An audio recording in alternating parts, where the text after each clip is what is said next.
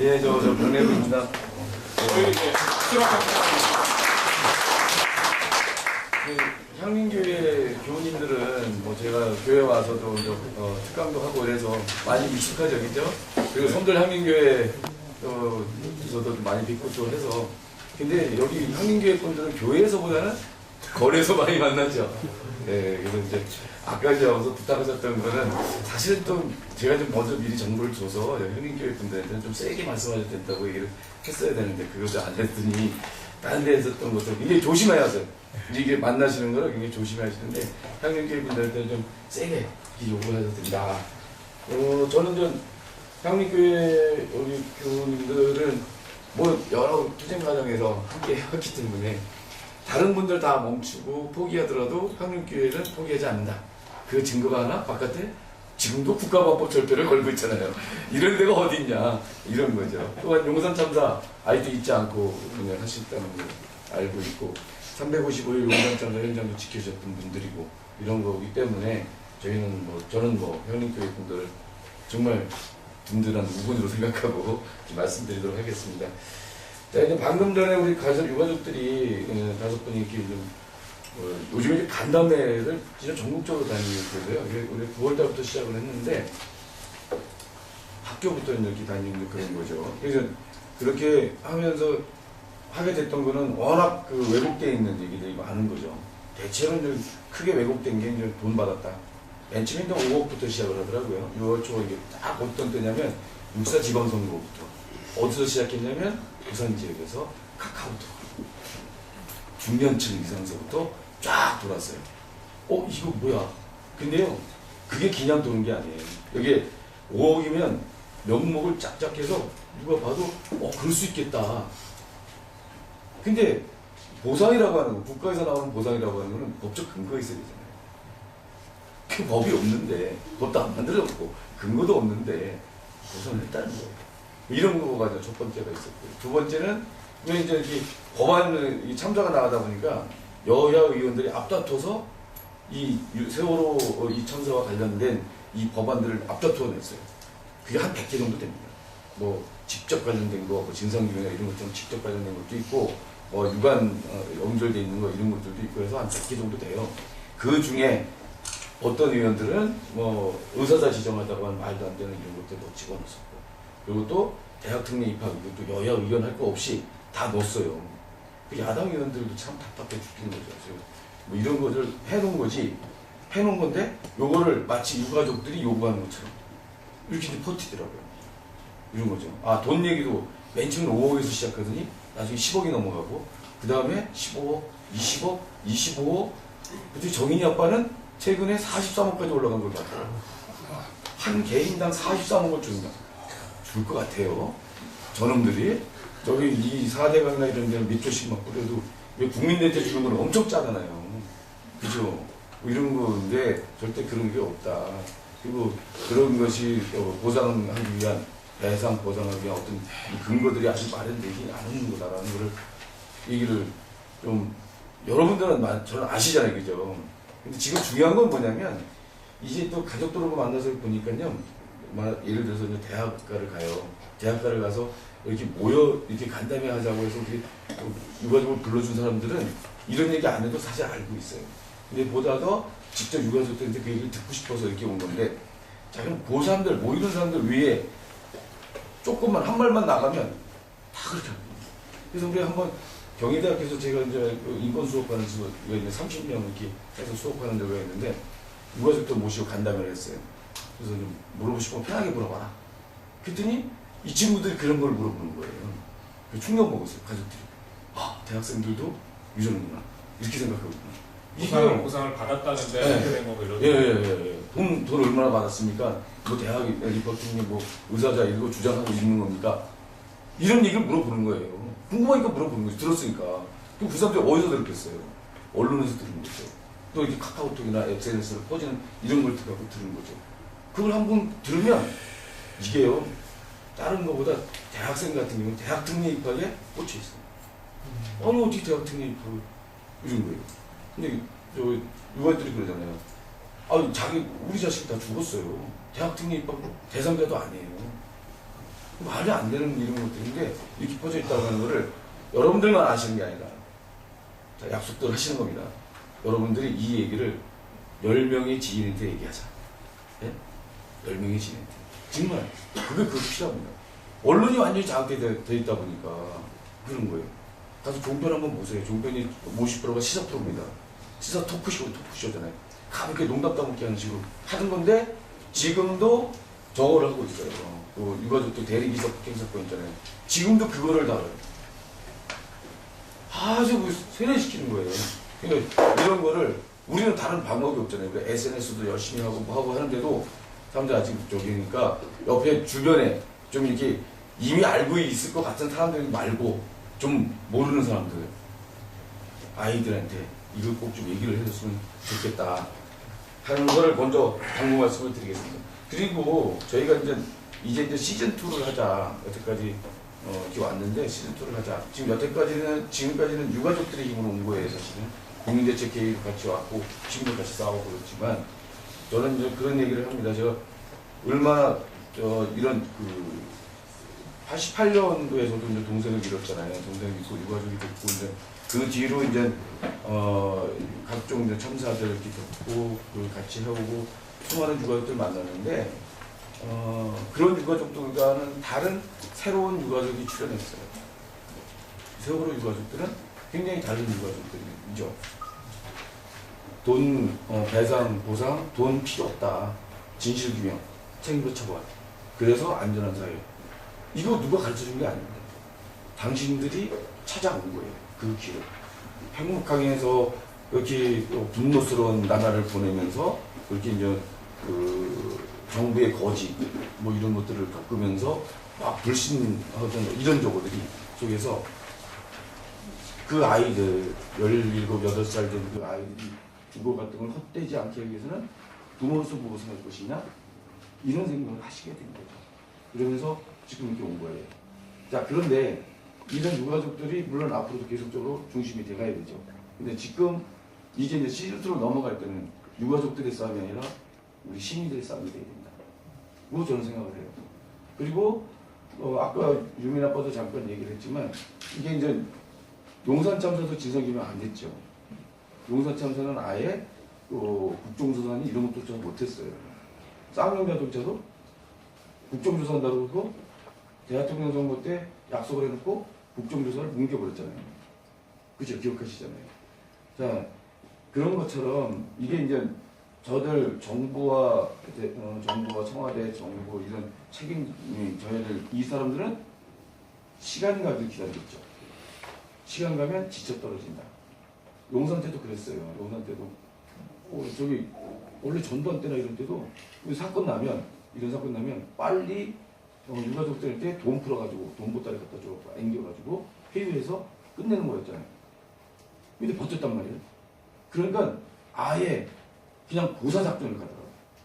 이명박 대통령이 직접 얘기했다고 이명박 대통령을 만나서 독대했던 목사가 전해준 거예요. 목사님이 여기서 아주 큰 교회 목사님이신데요.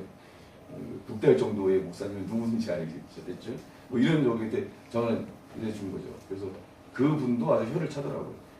고립을 시키는 거예요. 고립을 해서 고사시키는 거죠. 자, 이것도 길게 가면서 지쳐 떨어지기 바라는 거죠. 유가족들이 포기하기 바라는 있을 수 있겠죠. 근데 우리는 그래서 유가족이 지쳐 떨어지지 않도록 포기하지 않도록 우리가 다시 유가족들과 함께 손잡고 나가야 된다. 그러기 위해서는 무엇을 할 것이냐가 제가 말씀드리고자 하는 거고요.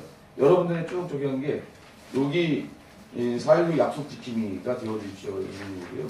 여기 마지막에 보면요 10가지 약속이 있어요. 우리가 시민으로서 우리 사회를 살아가는 시민으로서 이런 10가지 약속을 우리가 기억이 되고 기다림이 되고 질문이 되고 이걸 하자. 이래서 새로운 어떤 시민운동으로 전화되어 가야 된다라고 하는 거예요. 그래서 유가족과 함께 이를 만들어 가야 된다고 하는 것들을 제가 말씀드리려고 합니다. 여기 제 설명을 들으시고 이따가 나가실 때 여기다가 여기 가입서를 이제 써주시는 겁니다. 여러분 많이 해보셨잖아요, 그죠? 그리고 저희는 이게 배지도 드리고 핸드북, 이게 핸드북이에요. 이것도 이제 다 제작비가 들어가잖아요. 제가 뭐 박래국에 돈이 많아갖고 제가 뭐 이건이나 이런 사람처럼 돈 많으면 제가 막 좀 풀어서 할 텐데 그러지 않잖아요. 그래서 이게 실비로 3,000원 배지들이 있고 뭐 하고 하면 3,000원 되거든요. 그래서 3,000원 이상을 이렇게 이따가 이렇게 내주시면 저희가 요것도 해서 제작해서 다른 사람들도 좀 하고 이렇게 하려고 그러니까 그렇게 해주시고 아 이거 하는데 돈 많이 들어가겠다 돈 더 필요하겠다 그런 분들은 뭐 10,000원 주시면 뭐 10,000원 받겠습니다. 그래서 저를 위해서 쓰는 게 아니라 또 가족들 가족들 진짜 여기 돈 받는 거에 대해서 굉장히 경계해요. 이게 다시 이런 마타도어에 빠질까봐 그래서 이제 국민대책회가 관리해가면서 그러다 보니까 이 가족들이요 자기 사비 써가면서 여태까지 이렇게 된 거예요. 그러면 안 되겠다 해서 대책도 마련하고 좀 그러고 있습니다. 자 어쨌든 우리가 이제 시즌2로 좀 넘어가야 되는 거에 대한 얘기들을 하겠습니다. 자 우리가 5개월 동안 뭐 했나 이건 굳이 얘기 안 해도 될 것 같아요. 꼭 지금 앉아서 할게요. 자, 우리가 그동안에 해왔던 거 이렇게 보면 500만 서명 받았죠. 3, 4개월 동안에 500만 서명 받았다는 건 다 아시듯이 유례가 없는 거죠. 그만큼 이거는 이제 사회적 공감대를 있는 그런 사안이었다는 거고요. 유가족들도 힘들했고 생존자 학생들도 힘들했고 그리고 또 목사님들도 힘들하셨고 또 시민님들도 힘들하시고 계속 우리 행진해 왔습니다. 그리고 강화문 광장에서 또 서로를 이렇게 보듬는 이렇게 있었고요. 유민이 아빠가 40일 넘게 그리고 김홍수 목사님과 방희동 목사님 또 40일 넘게 단식도 하셨고요. 그리고 명절도 이렇게 저희가 광장에서 풍찬 연습하면서 하고 있어요. 지금 유가족들이요. 지금 국회에서도 농성하고 있고요. 7월 10일 날부터 농성을 하고 지금까지 하고 있습니다. 그리고 강화문에서는 7월 14일부터 지금까지 하고 있는 거고요. 그리고 청운동에서는 8월 20일부터 농성을 계속하고 있어요. 유가족들이 그것만 하는 게 아니라 핵목강도 가세요.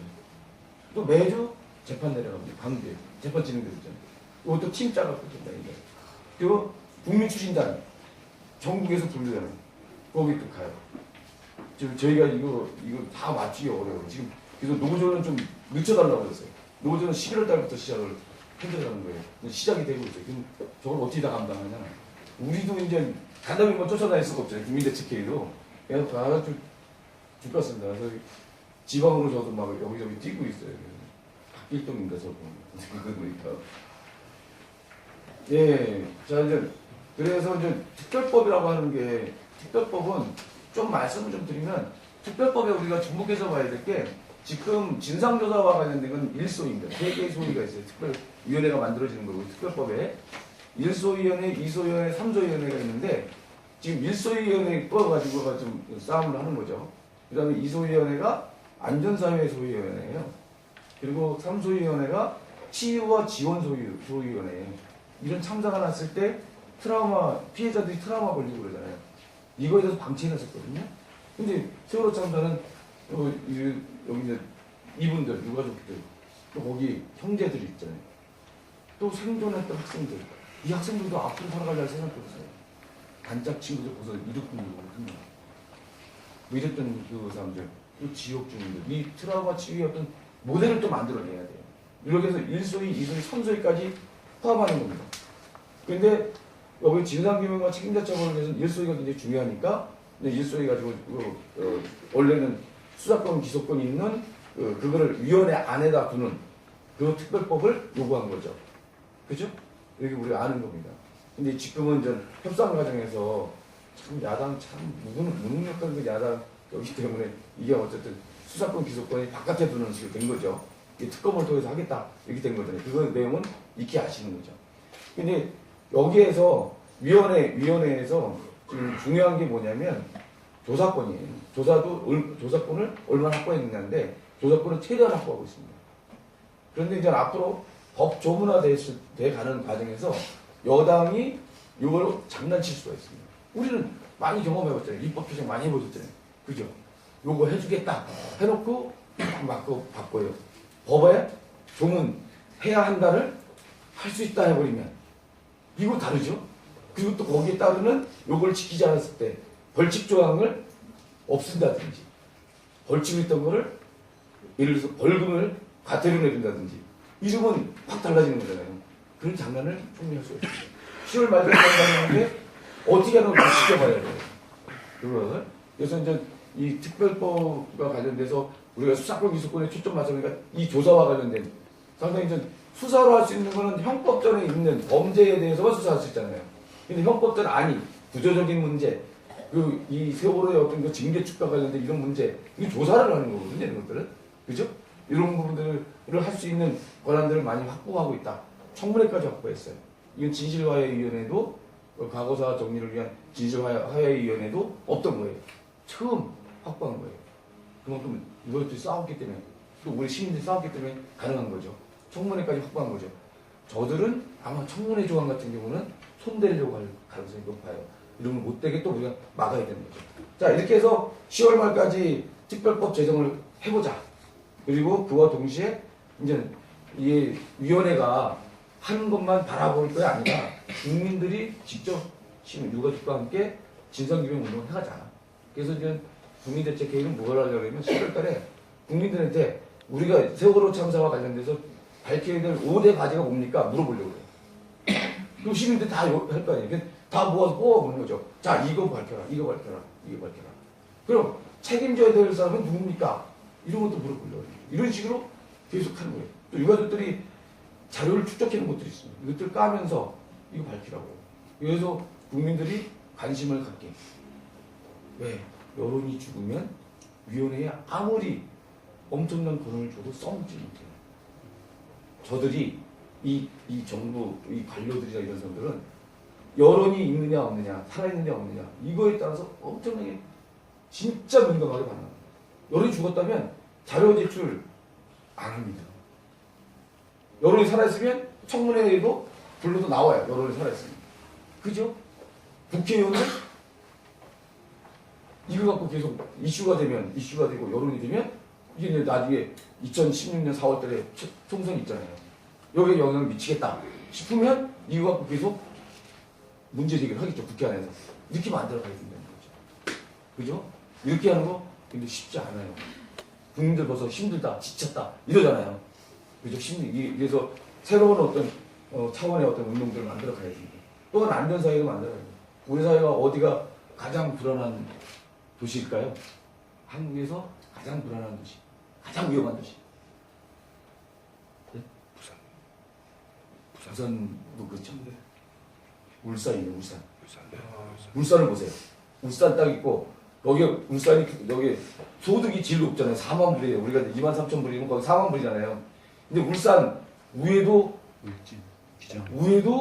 핵발전소, 밑에도 핵발전소.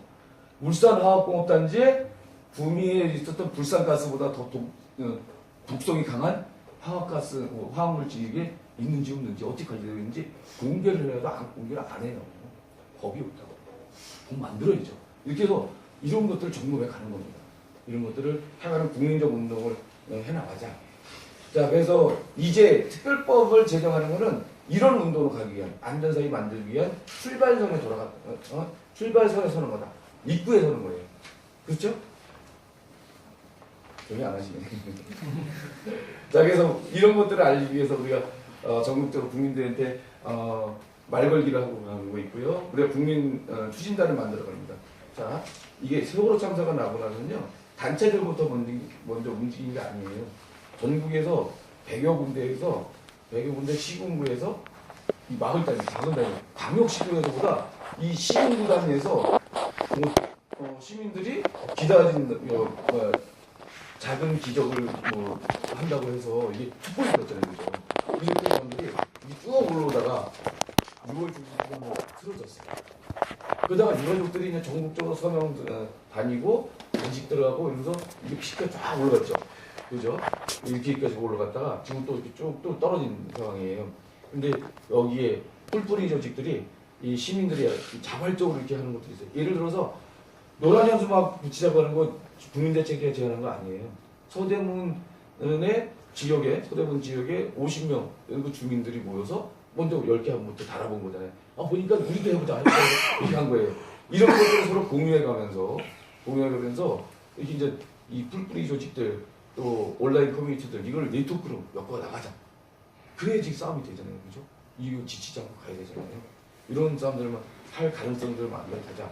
그래서 시즌2로 가는데 제자리 찾기부터 하자. 책임져야 될 사람들은 책임질 자리로 가야 되고요. 유가족들은 유가족들이 육지로 해서 위로받고 그래야 되는 거지. 모독당하고 이러지 않는 거죠. 모욕을 당하고 이러면 안 되잖아요.